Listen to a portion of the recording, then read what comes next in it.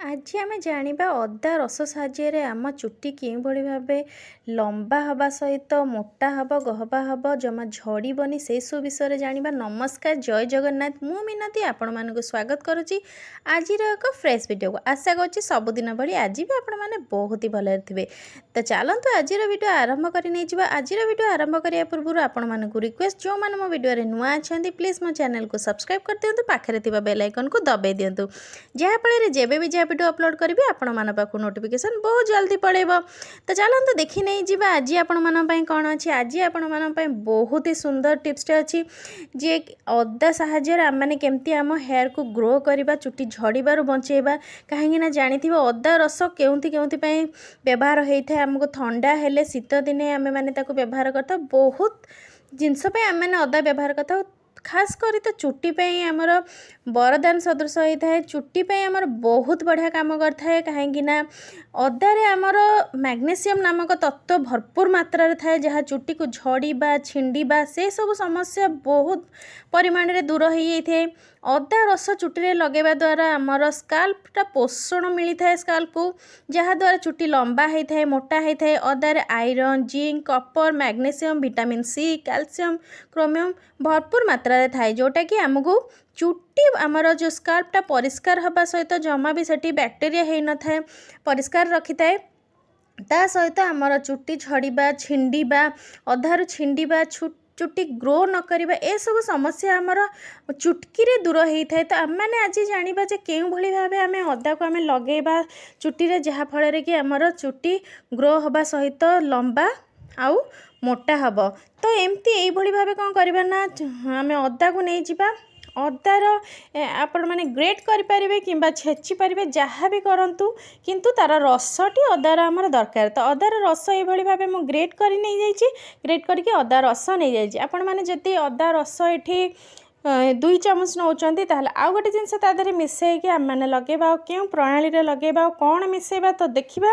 तो प्रथम एमती यही भाव अदा रस नहीं जावा अदा नबार ना अदा रस नबार अच्छी। ये मुझे 2 चामच पाखापाखि अदा रस नहीं जाइए देखूँ 2 चामच ना भी 1.5 चामच पाखापाखि अदा रस। तो से जेहेतु ये मोर अदा रस हो 1.5 चामच पाखापाखि देखी नियंतु मु चामच देखे दूची जे ये 1.5 चामच पाखापाखि मोर ये अदा रस बाहरी सारी से आम मैंने आउ गोटे जिनस व्यवहार करवा। जदि आपण मान पाखे ना बाड़ी रे आपण मानकर नाही ताहले आराम से मार्केट रू आनी पारे सेटा होचे एलोवेरा जेल।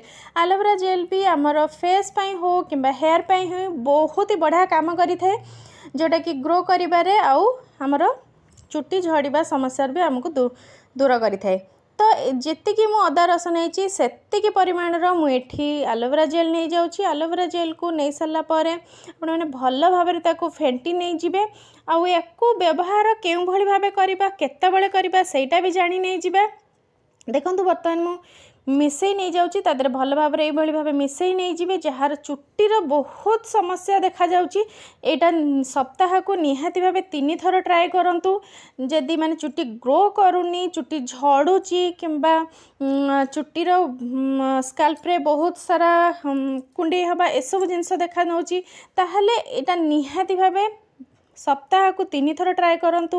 आकु कौन करेंगे ना आपण मैंने गाधेया पूर्वर माने सकाळे लगे नहीं जीवे ताकू 2-3 घंटा ताकू रखी नहीं जीवे तापर आपण माने कौन करेंगे ना धोई नहीं जीवे देखिए आपण मानकर से समस्या दूर हो धीरे धीरे आपण मानकर चुट्टी रे जहाँ भी किसी समस्या थी से धीरे धीरे आपण मानकर दूर हो। तो चलतु देखी नहीं जावा केमती कौन लगेबा। ये तो बर्तमान फेंटा फेंटी हो गला ताकू आपण माने कौन करेंगे ना जमती आपण माने ऑयल को आपण माने तुला साहाय्य डिप करिकी स्काल्प रे लगाती सेमती। तो तुलार व्यवहार ये करेंगे ना आपण माने हाथर व्यवहार करेंगे टीप साहाय्य आपण माने कौन करेंगे ना आपण मानक हेयर पानिया द्वारा आपण मानक सिंथा कर नहीं जाए सिंथारे एमती डिप डिप करके आपण माने एमती अल्प अल्प करके लगेबे आ ताकू कौन करेंगे लगे सारा पर यही भाव जमती मो हाथ को मसाज दूसरी देखूँ से भाव ये टी मसाज देवे भल भाव टी मसाज देवे जोटा कि आम स्काल्प रे टी मसाज हेले सेटा टी ब्लड सर्कुलेशन हम जहाँद्वारा कि आमर जिते सारा प्रोब्लेम थी हेयर रो तो से सब जिनस आमर निश्चय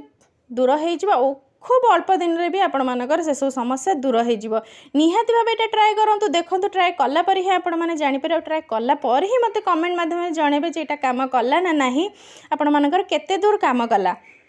तो निहाती भाव जदि आपण चुटीर कौन भी समस्या देखा जाउछि निहाती भाव रेमेडीटा बनातु जोटा कि घरे आमर बहुत सहजरे मिल जाइबो अदा और एलोवेरा जेल। आशा करछि आजिर टिप्सटी आपण मानकु भल लागिथिबो। जदि भल लगी आपण मैंने व्यवहार करने सहित सांग मान सहित रिलेटिव मान सहित सेयार करूँ से भी व्यवहार करेंगे और सेमानकर भी यही समस्याटी दूर करेंगे। तो चलते आज वीडियो को मुझे रखुच्छी आउ एक टिप्स सहित आउ एक नुआ दिन मुझे आपण मान पाख आसबि। रोहुची जय जगन्नाथ।